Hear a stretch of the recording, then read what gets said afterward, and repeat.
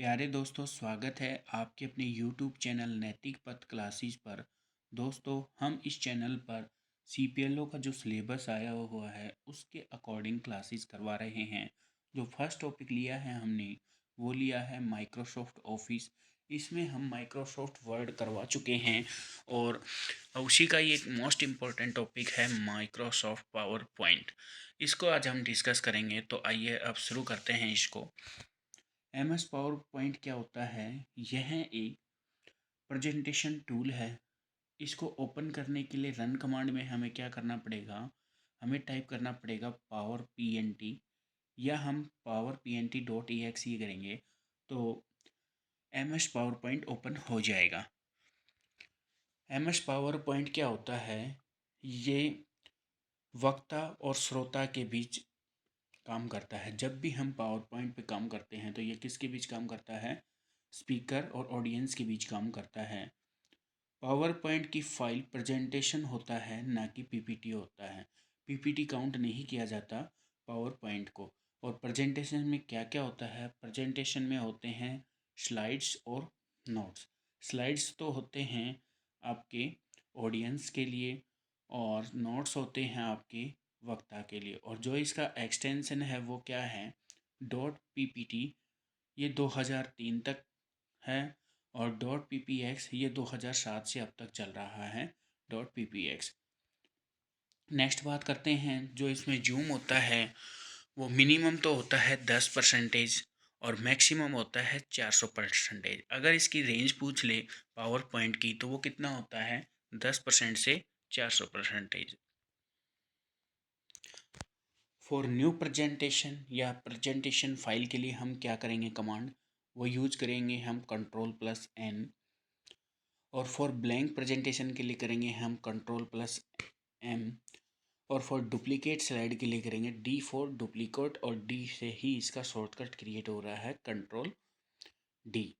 Slide layout क्या होता है? स्लाइड की डिजाइन को ही हम स्लाइड लेआउट कहते हैं। नेक्स्ट है आपका फ़ॉन्ट साइज। फ़ॉन्ट साइज कितना होता है इसका? इसका होता है 1 से 4000 तक इसका फ़ॉन्ट साइज होता है।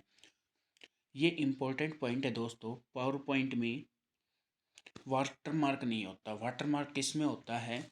MS वर्ड में वाटरमार्क होता है, बल्कि पावर पॉइंट में नहीं होता है। सेक्शन। सेक्शन क्या होता है? सेक्शन को प्रेजेंटेशन पर अप्लाई किया जाता है। स्लाइड्स को अलग अलग ग्रुप में डिवाइड करना ही सिलेक्शन कहलाता है। जो भी स्लाइड्स होती हैं उनको डिवाइड अगर हम कर देंगे तो वो सिलेक्शन कहलाएंगे। और ये किस सिलेक्शन सेक्शन किस पर अप्लाई होता है? ये प्रेजेंटेशन पर अप्लाई होता है। ट्रांजिशन क्या होता है? दो स्लाइड के बीच या एक स्लाइड से दूसरी स्लाइड्स के बीच लगने वाले इफेक्ट को ही ट्रांजिशन कहा जाता है। एनिमेशन क्या होता है? एनिमेशन एक स्लाइड पर आने वाले ऑब्जेक्ट के ऊपर लगाए गए इफेक्ट को ही एनिमेशन कहा जाता है। आजकल आप देख भी रहे होंगे कि एनिमेशन मूवीज़ काफ़ी आ चुकी हैं, जिसके लिए हम 3D 4D 5D भी एनिमेशन यूज किया जा रहा है। नेक्स्ट है मोशन पाथ। मोशन पाथ यह एक एनिमेशन के साथ काम करता है। मोशन पाथ के द्वारा यूजर डिफाइंड ऑब्जेक्ट के पाथ बना सकता है। स्लाइड शो के लिए जो शॉर्टकट होता है, अगर हम बिगनिंग शुरुआत की स्लाइड्स पे अगर जाना चाहते हैं तो उसका शॉर्टकट होता है F5। अगर हम करंट स्लाइड पे जाना चाहते हैं तो उसका शॉर्टकट होता है Shift+F5। नेक्स्ट है आपका snipping tool software of Windows operating system. मतलब कि विंडो ऑपरेटिंग सिस्टम का स्नीपिंग टूल क्या होता है? कस्टम स्क्रीन के लिए इसका प्रयोग किया जाता है। स्लाइड शो को HD में स्टोर किया जाता है। स्लाइड शो को किस में स्टोर किया जाता है? HD में। और स्लाइड शो का एक्सटेंशन क्या है? ये है आपका .ppx। स्निपिंग का है ये, स्निपिंग टूल का। और .ppx और .pps ये 2003 तक और 2007 से अब तक ये यूज किया जा रहा है। स्लाइड मास्टर क्या होता है? प्रेजेंटेशन में आने वाली सभी स्लाइड्स की डिजाइन और कलर फ़ॉन्ट आदि सेट किए जाते हैं स्लाइड मास्टर में। हैंगआउट मास्टर क्या होता है? इसका यूज ऑडियंस की हैंगआउट के लिए किया जाता है। फॉर एग्जांपल, पर पेज डिफ़ॉल्ट साइज इसका क्या होता है? 6 होता है, ये आपको याद रखना है। अब बात कर लेते हैं हम एम एक्स एक्सेल की। ये मोस्ट इंपॉर्टेंट टॉपिक है दोस्तों, इसे थोड़ा ध्यान से पढ़ना। यह क्या होता है? मैक्स एक्सेल एक स्प्रेडशीट सॉफ्टवेयर होता है। कंप्यूटर साइंस में ओपन करने के लिए, कंप्यूटर सिस्टम में ओपन करने के लिए क्या कमांड होती है? रन कमांड क्या होती है? या तो आप एक्सेल टाइप करो या एक्सेल डॉट ई करेंगे तो ये आपका एम एस एक्सेल ओपन हो जाएगा। एम एस एक्सेल ओपन का यूज़ किसके लिए किया जाता है? मैथमेटिकल कैलकुलेशन के लिए इसका यूज किया जाता है। एक्सेल में बनने वाली फाइल को क्या कहते हैं? वर्कबुक या बुक कहा जाता है। और इसका फोल्डर होता है, फोल्डर में वर्कस्पेस होता है, वर्कस्पेस में वर्कबुक होती है, वर्कबुक में से ही वर्कशीट होती है जहाँ सेल और चार्ट होते हैं। वर्कस्पेस क्या होता है? वर्कस्पेस में वर्कबुक शेव होती है और जो इसका एक्सटेंशन है वो क्या है? एम एस एक्सेल का डॉट एक्स एल एस 2003 से और 2007 से डॉट एक्स एल एस है। और सबसे अच्छी बात है कि एम एस एक्सेल में क्या नहीं होती है? रूलर बार नहीं होती है। एम एस एक्सेल में नंबर ऑफ रोज कितनी होती हैं? तो नंबर ऑफ रोज होती हैं 10,48,576।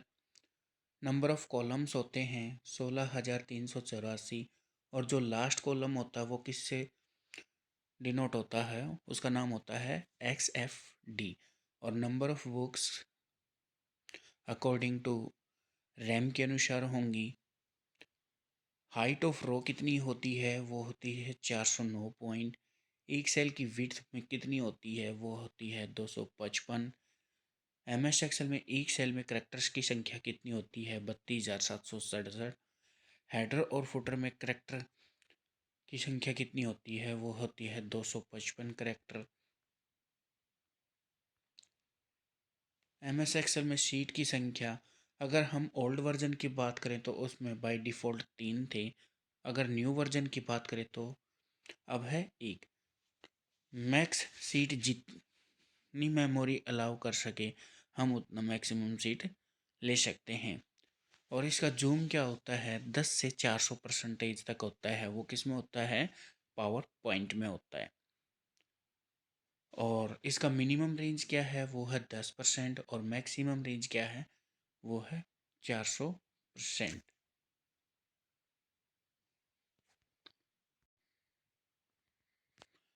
ऑटो सेव ऑप्शन, तो एक्सेल में ऑटो सेव कब हो जाता है? 10 मिनट में हो जाता है।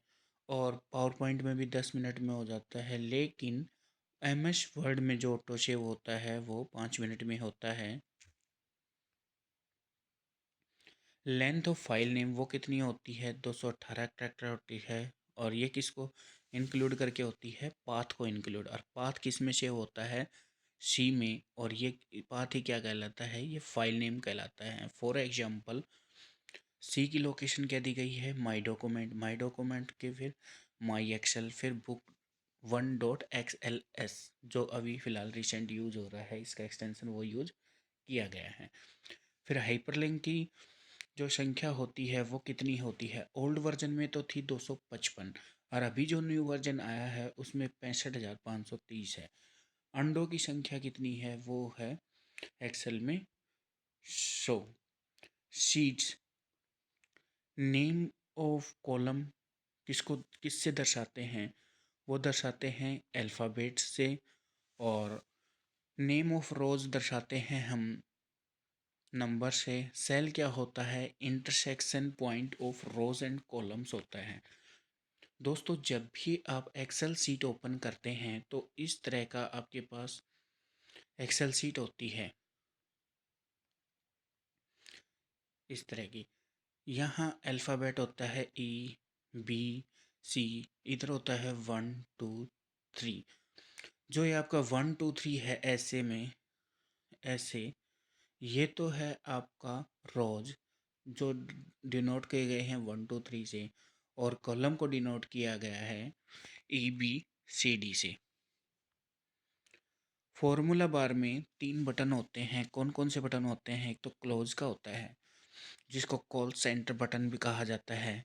एक एंटर बटन होता है जो इस टाइप से शो होता है और एक एफ होता है। इसमें हम क्या कर सकते हैं, फंक्शन को इंसर्ट कर सकते हैं। सेल में वैल्यू एंटर किस प्रकार की जाती है, उसके मेथड क्या हैं ये। एक तो होता है एंट्री की, जिससे हम वैल्यू एंटर करने के बाद ये नीचे आ जाएगा। जो भी हमने आपको एक्सेल बताया था उसमें वैल्यू जैसे ही एंटर करेंगे तो निचले बॉक्स में वैल्यू चली जाएगी। टैब की का क्या होता है कि जैसे ही हम टैब की दबाएंगे तो जो सेल है प्रेजेंट सेल, उससे राइट साइड में सेल चली जाएगी। नेविगेशन की से क्या कर सकते हैं हम, अप डाउन लेफ़्ट राइट कर सकते हैं। और एंटर बटन से क्या कर सकते हैं हम, फॉर सेम सेल उसी सेल में ही रहेंगे, एंटर बटन दबाएंगे तो। और ये जो आपकी एंट्री की, टैब की, नेविगेशन की और एंट्री की, ये जितनी भी की हैं चारों, ये कहाँ प्रेजेंट होती हैं, जो आपका कीबोर्ड होता है वहाँ पे ये प्रेजेंट होती हैं। आपको नोट क्या करना है कि सेल की कंप्लीट इंफॉर्मेशन किसमें दिखाई देती है, वो दिखाई देती है आपकी वॉच विंडो में। एक्टिव सेल कौन सी होती है, एक्टिव सेल वो होती है जो जिस पे हम फिलहाल काम कर रहे हैं, और उस पे क्या होगा कि उस सेल पे डार्क बॉर्डर आ जाएगा। और एक्टिव सेल को ही हम क्या कहते हैं, करंट सेल भी कहते हैं। शॉर्टकट्स क्या होते हैं एक्सेल के, तो न्यू शीट के लिए तो हम क्या करेंगे, Shift+11 करेंगे तो एक्सेल की न्यू शीट ओपन हो जाएगी। फॉर मैक्रो शीट के लिए हम करेंगे Ctrl+F11। और नेक्स्ट शीट के लिए हम करेंगे तो Ctrl+पेज डाउन करते ही हमारी नेक्स्ट शीट आ जाएगी। अगर हम प्रीवियस शीट पे जाना चाहते हैं तो उसके लिए हम करेंगे Ctrl+पेज अप करेंगे तो ऊपर की जो सीट है वो आ जाएगी, पिछली सीट। फॉर चार्ट शीट के लिए करेंगे तो हम F11 प्रेस करेंगे तो चार्ट शीट हमारे पास निकल के आ जाएगी। अगर हम कॉलम सेलेक्ट करेंगे तो उसके लिए शॉर्टकट की है Ctrl+स्पेस बार। अगर रो हम सेलेक्ट करना चाहते हैं तो उसके लिए है Shift+स्पेस बार। अगर हम फर्स्ट सेल पर जाना चाहते हैं तो उसके लिए हम सेलेक्ट करेंगे Ctrl+होम। अगर हम लास्ट वर्किंग सेल पर जाना चाहते हैं जिस पे हम काम कर रहे थे तो उसका शॉर्टकट होता है Ctrl+एंड। एक्सेल टूल्स की बात कर लेते हैं। अब क्या एक्सेल टूल्स होते हैं, तो फर्स्ट है अलाइनमेंट। अलाइनमेंट में कितने तरह के होते हैं, एक्सेल में 6 तरह के होते हैं। इनके नाम हैं left alignment, right alignment, centre alignment, top alignment, middle alignment और बॉटम अलाइनमेंट। मान लो ये आपकी एक्सेल सीट है इस तरह की जो इसमें दिखाई गई है। और लेफ़्ट अलाइनमेंट क्या होता है कि लेफ़्ट में से स्टार्ट हो जाता है जिस तरह से ये दिखाया गया है। और राइट अलाइनमेंट क्या होता है, ये राइट में शो कर जाता है। और सेंटर अलाइनमेंट क्या होता है, ये सेंटर में आ जाता है। टॉप अलाइनमेंट क्या होता है, ये सेल के टॉप में चला जाता है। मिडल अलाइनमेंट क्या होता है, ये सेल के मिडल में चला जाता है। और बॉटल अलाइनमेंट होता है, ये बॉटल के मिडल में चला जाता है। अब बात कर लेते हैं ऑटो कॉलम विड्थ क्या होता है। एक सेल के लिए स्पेसिफिक कॉलम के राइट बॉर्डर पर डबल क्लिक करेंगे तो ऑटो कॉलम विड्थ क्रिएट हो जाएगा। अगर हम एक, ये तो क्या इसके लिए है, एक सेल के लिए।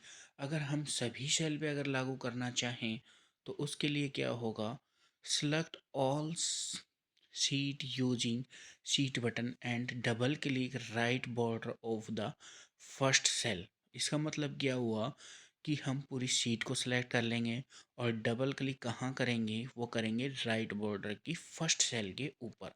और जो इसका एक्सटेंशन होता है टेम्पलेट फाइल एक्सटेंशन का, वो होता है x.xlt और .xlt, टी फॉर टेम्पलेट। और इसी तरह से हम याद कर सकते हैं इसका फाइल एक्सटेंशन। एक मोस्ट इम्पॉर्टेंट टर्म आती है एमएस एक्सेल में, वो है रेपटेक्स। रेपटेक्स का शॉर्टकट क्या होता है, वो होता है Alt+Enter। और ये एक ही सेल में मल्टीपल लाइन लिखना रेपटेक्स्ट कहलाता है।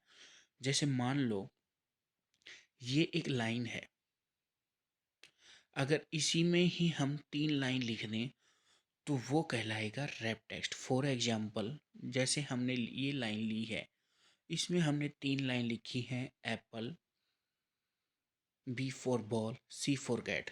इसके बाद हम सेंटेंस लिख भी सकते हैं। तो ये हो गई हमारी 3 लाइन। यही क्या कहलाती है? रैप टेक्स्ट कहलाती है। फॉर्मेटिंग सेल क्या होता है? फॉर्मेटिंग सेल किसी भी सेल में आने वाली वैल्यू का डेटा टाइप फॉर्मेट सेल से ही सेट किया जाता है। For example, text, number, generate, like address and date, time and currency, ये सभी फॉर्मेटिंग सेल्स के एग्जाम्पल हैं। अगर इसका शॉर्टकट जानना चाहें, हम फाइंड करना चाहें, तो वो क्या होता है? Control plus F5।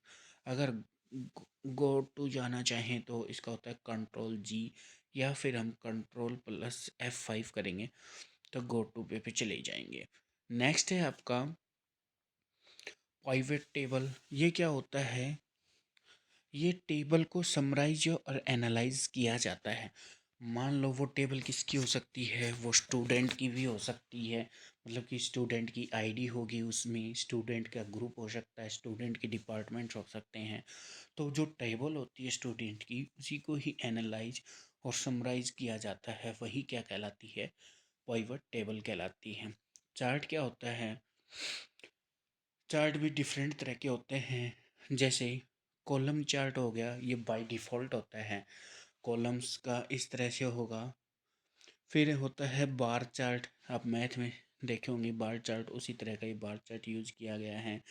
फिर होता है लाइन चार्ट, इन्फ्लेशन वगैरह का जो भी होता है वो लाइन चार्ट में शो होता है।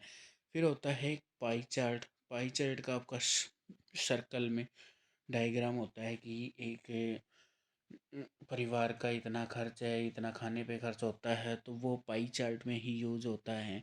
एक होता है X Y chart. X Y chart को ही हम क्या कहते हैं? Scatter chart. और इसकी क्या कहते हैं? Point chart. तो इसको हम किस प्रकार डोनेट करते हैं? Dots, with the help of dots की सहायता से एक्स वाई चार्ट को हम डिनोट कर सकते हैं। और यह कैसा होता है? ये 2 डायमेंशन होता है। नेक्स्ट आपका रीडर चार्ट। ये क्या होता है? ये ग्राफ के जैसे ही होता है। एक होता है आपका histogram chart. Legend. Next topic है लीजेंड्स। लीजेंड्स क्या होता है? चार्ट के ऊपर दिखाई जाने वाली इंफॉर्मेशन को ही लीजेंड्स कहा जाता है। जिस प्रकार ये आपका ग्राफ दिखाया गया है, मान लो कि एक देश की इतनी जनसंख्या है, एक की इतनी इतनी, और यहाँ वर्ष में दिखा दे भाई इतने वर्ष की ये जनसंख्या है, तो वो सब केस के लीजेंड्स होते हैं। एक होती है स्पार्क लाइन। ये क्या होता है? ऐसा चार्ट जो सिंगल सेल में दिखाई देते हैं, वो क्या कहलाते हैं? स्पार्क लाइन कहलाते हैं। जैसे लाइन चार्ट, कॉलम चार्ट, और विन लॉस चार्ट, और स्टॉक चार्ट। स्टॉक चार्ट मतलब कि बॉम्बे स्टॉक एक्सचेंज वगैरह हो गए, ये आपके क्या कहलाते हैं? स्पार्क लाइन कहलाते हैं। नेक्स्ट है आपका एग्रीगेशन फंक्शन। कितने तरह के होते हैं? तो एग्रीगेशन फंक्शन होते हैं आपके 5 तरह के। कौन कौन से? सम, एवरेज, काउंट, मिन, मैक्स।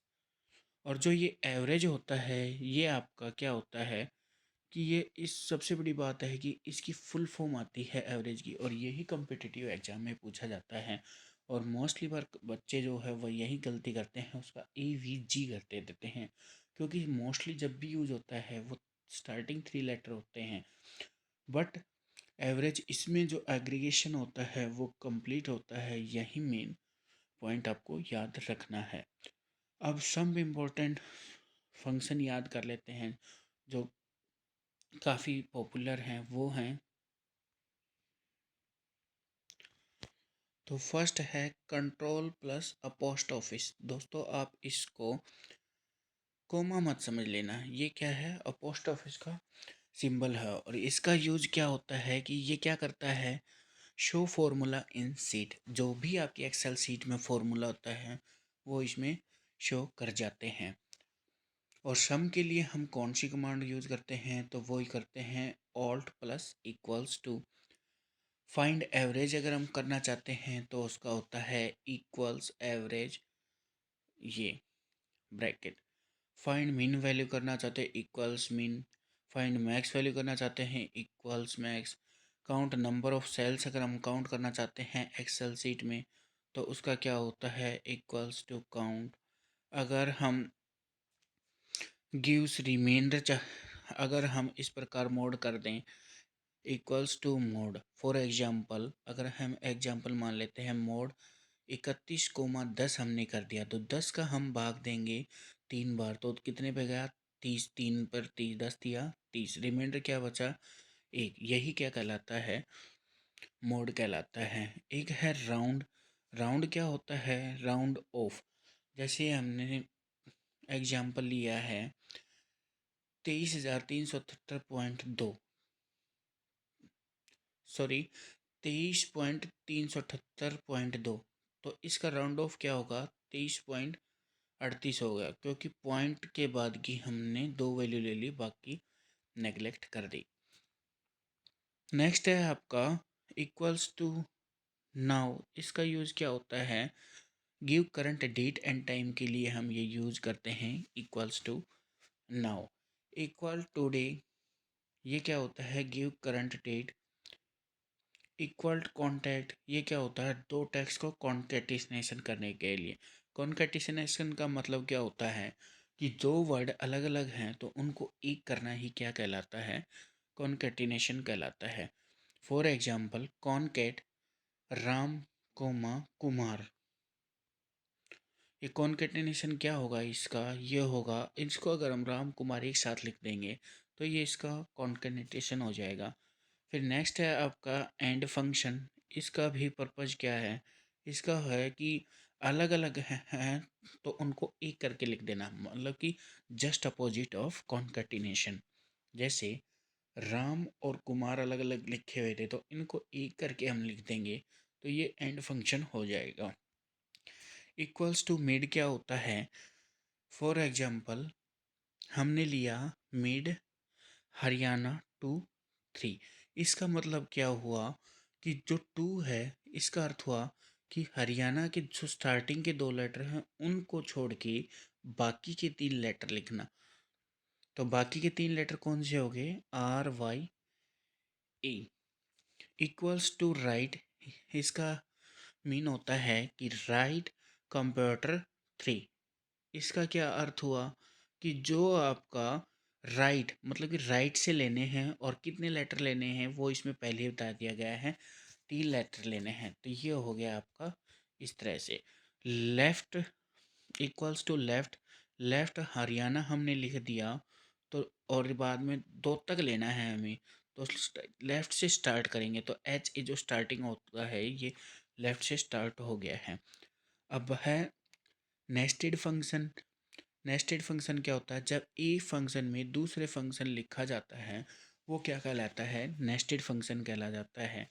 नेस्टेड फॉर्मूला क्या होता है जब एक फॉर्मूला में दूसरा फॉर्मूला लिखा जाता है तो वो होता है आपका नेस्टेड फॉर्मूला। एरे फॉर्मूला क्या होता है एक के बाद एक फॉर्मूला आता है वो क्या होता है एरे फॉर्मूला। और ये इसको किस में शो किया जाता है करली ब्रैकेट्स में शो किया जाता है और इसको क्या कहते हैं एरी फॉर्मूला को ही कास्केड भी कहा जाता है। फिर है आपका लुकअप फॉर्मूला। ये एक्सेल का बहुत ही मोस्ट इम्पोर्टेंट पॉइंट है। हो सकता है कि आपको एग्जाम में इनसे क्वेश्चन आपको देखने को मिले। ये है लुकअप फॉर्मूला। इसमें क्या होता है data search in largest table. जो बड़ी से बड़ी टेबल होती है उसमें डेटा को सर्च करना ही क्या कहलाता है लुकअप कहलाता है। और लुकअप कितनी तरह का होता है लुकअप 2 टाइप का होता है वी लुकअप और एच लुकअप। वी लुकअप में क्या होता है कि वर्क्स इन रोज। इसमें रो रो में ही काम किया जाता है वी लुकअप में। For example A tends to B मतलब कि ए से बी तक ही काम किया जा रहा है। और इसमें किस तरह से काम किया जा रहा है इसमें काम किया जा रहा है आपका हॉरिजेंटली। नेक्स्ट है आपका एच लुकअप में कॉलम में काम करते हैं, जैसे ई टेंस टू बी। और ये किस प्रकार हो रहा है, ये वर्टिकली काम हो रहा है। नोट आपको क्या करना है, याद करना है कि करंट डेट किस प्रकार शॉर्टकट क्या है, वो है आपका कंट्रोल प्लस इस प्रकार का अगर आप कोमा डाल देंगे तो वो होगा आपका करंट डेट। करंट टाइम का क्या होता है, control plus shift plus semicolon अगर आप कर देंगे तो ये आपका होगा करंट टाइम का। रेंज नेम का फॉर्मूला क्या होगा, वो होगा कंट्रोल प्लस F3। अगर आप फंक्शन इंसर्ट करना चाहते हैं तो वो होगा शिफ्ट F3। अगर ट्रू मीन्स क्या मतलब होता है एक्सेल में, ये होगा आपका अप्रोक्सीमेट मैच। और फॉल्स मीन्स का क्या होगा, एग्जैक्ट में। बट आप कंफ्यूज मत हो जाना, क्योंकि मोस्टली बच्चे क्या करते हैं एग्जाम में, फॉल्स को तो कर देते हैं अप्रोप्रिएट और ट्रू को मान लेते हैं एग्जैक्ट। क्योंकि हमें वास्तविक लाइफ से नहीं सोचना है, हमें सोचना है एक्सेल के अकॉर्डिंग। तो ट्रू मीन्स क्या होता है, अप्रोक्सीमेट। और फॉल्स मीन्स क्या होता है, एग्जैक्ट मैच। फिर है आपका फिल्टर। फिल्टर के लिए शॉर्टकट क्या है, ये है आपका control plus shift plus L. फिर फ्लैश फिल, इसका जो शॉर्टकट है वो है कंट्रोल ई। इसको आप किस प्रकार याद कर सकते हैं, फ्लैश का मतलब क्या होता है, लाइट। जैसे फ़ोन की फ्लैश लाइट हो गई, और लाइट से हमें क्या लगता है, शॉक। तो याद हो गया, शॉक मतलब इलेक्ट्रिक, इलेक्ट्रिक लगता है। तो कंट्रोल प्लस ई हो गया है। और फ्लैश फिल का यूज किस लिए होता है, क्विकली डेटा फिल करने के लिए फ्लैश फिल का यूज़ किया जाता है। फिर होता है सेल टिप्स। किसी सेल पर डाले गए कमेंट को ही हम क्या कहते हैं, सेल टिप्स कहते हैं। तो दोस्तों ये हमने आपका एम एस एक्सेल कंप्लीट करवा दिया गया है। कल आपको मिल जाएगा एम एस एक्सेस का। अगर आपको दोस्तों ये वीडियो अच्छी लगी हो तो प्लीज़ चैनल को लाइक शेयर एंड सब्सक्राइब कर दीजिएगा।